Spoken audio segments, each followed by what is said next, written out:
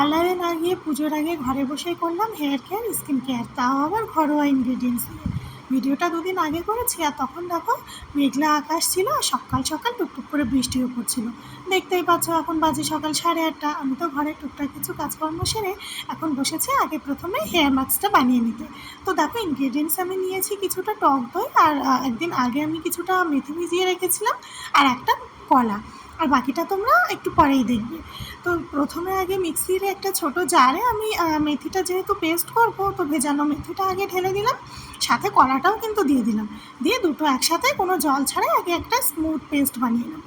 কিন্তু স্মুথ তো হয় না, বেশ থকথকে ব্যাপার হয়ে যায়। আর এবার সেটা একটু টক দই মিশিয়ে নেব, আর 1 চামচ আমি অ্যালোভেরা জেল দেবো, ব্যাস এটুকুই। তো পুরোটা সব কিছু একসাথে মিশিয়ে নিলেই না ব্যাটারটা বেশ একটা দারুণ টেক্সচার চলে আসবে, যেটা তোমার হেয়ারে লাগাতে কিন্তু কোনো রকম অসুবিধা হবে না। সব কিছু মিশিয়ে তো মাস্কটা আমি রেডি করেই নিয়েছি, আর এখন কিন্তু খোলা চুলে বেশ একটু সিথে করে করে নিয়ে স্ক্যাল্পে প্লাস পুরো ফুল হেয়ারে লাগাবো একটু একটু করে। তোমরা ভিডিওটা দেখতেই পাবে। তবে হ্যাঁ, এটা কিন্তু কোনো রকমভাবে অপরিষ্কার চুলে লাগাবে না, অবশ্যই কিন্তু হেয়ারটা ওয়াশ করেই রাখবে একদিন আগে। তো কোনো কিছু চুলে বা স্কিনে অ্যাপ্লাই করতে গেলে জানো তো, এটা আমি আমার মতামত থেকে বলছি, মানে স্কিনে যদি তুমি কোনো কিছু অ্যাপ্লাই করো অবশ্যই স্কিনটা পরিষ্কার রাখবে, সে ধুয়ে এলে না হয় একটু মুছে এলে। আর চুলের ক্ষেত্রেও ঠিক সেরকম, মানে একদিন আগে যদি একটু অল্প শ্যাম্পু দিয়ে হেয়ারটা ওয়াশ করে নাও না, তো এর ফলে কি হয়, তুমি যে জিনিসটা অ্যাপ্লাই করবে চুলে এটা ভীষণ ভালো কাজ করে, মানে সে খুব ভালোভাবে নিতে পারে। তো দেখতেই পেলে আমি স্পিডে দিয়ে ওটা তো বেশ সুন্দর করে অ্যাপ্লাই করে নিয়েছি পুরো চুলে, আর শেষে কিন্তু একটু ম্যাসাজও করে নিয়েছি, নিয়ে তারপর পুরো চুলটা একটু অল্প সময়ের জন্য বেঁধে রেখেছি।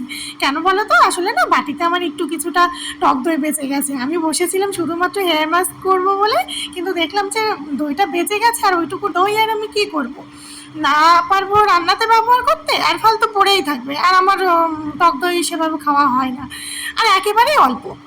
তো হট করে মাথায় বুদ্ধি এলো যে ঠিক আছে, এটা দিয়ে একটা স্কিন মাস্ক বানানো যাক। তো এটা স্কিন মাস্ক এজন্যই বললাম, শুধুমাত্র ফেস নয়, নাহলে আমি ফেস উল্লেখ করেই বলতে পারতাম, পুরো ফুল বডিতে তোমরা এটা ইউজ করতে পারবে।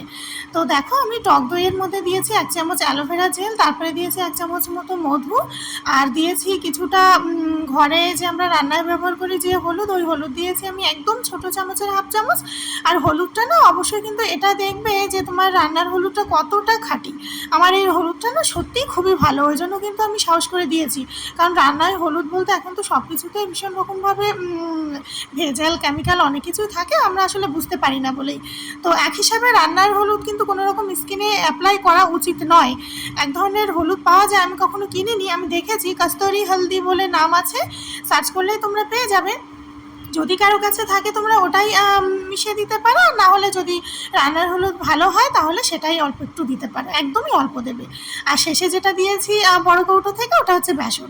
তো তারপর সব কিছু বেশ ভালো করে মিশিয়ে নিয়ে আমি তো হাতে মেখে নিয়েছি, আর তোমাদেরকে ভিডিওতে আমি হাতটুকুই দেখিয়েছি, কিন্তু আমি পায়ে টায়ে যে সমস্ত জায়গায় আর কি ফাঁকা ছিল সব জায়গায় মেখে নিয়েছি।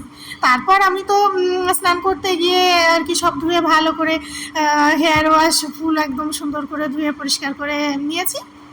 মাঝখান থেকে পুজো হয়ে গেছে, এখন রান্না বসাতে বসাতে ওদিকে তরকারিতে আমি না জল দিয়ে এসেছি, আর এখন যেটা করছি এটা আমি হট অয়েল ম্যাসাজ করছি, মানে কিছুটা নারকেল তেল ওই ভেজা চুলে, একেবারে ড্যাব ড্যাবে ভেজা অবস্থায় না, মানে চুলটা একটু বেশ ভালো করে টাওয়াল করে নিয়ে তারপর কিন্তু চুলে আর কি যে তেলটা তুমি হেয়ারে ইউজ করো ওই তেলটাই হালকা একদম উষ্ণ গরম করে বেশ হাতে অল্প অল্প করে নেবে, আর ফিঙ্গার টিপস দিয়ে সুন্দর করে স্ক্যাল্পে লাগাবে, আর শেষে কিন্তু অবশ্যই ম্যাসাজ করবে।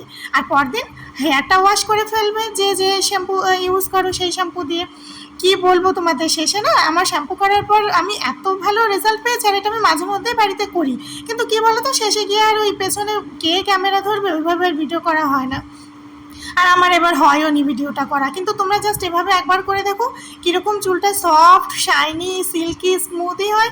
আমার তো এবার আর কোনো রকম কন্ডিশনার হেয়ার সিরাম কিছুই লাগাতে হয়নি। তোমরা জাস্ট একবার ট্রাই করে দেখো আর কমেন্টে জানিও।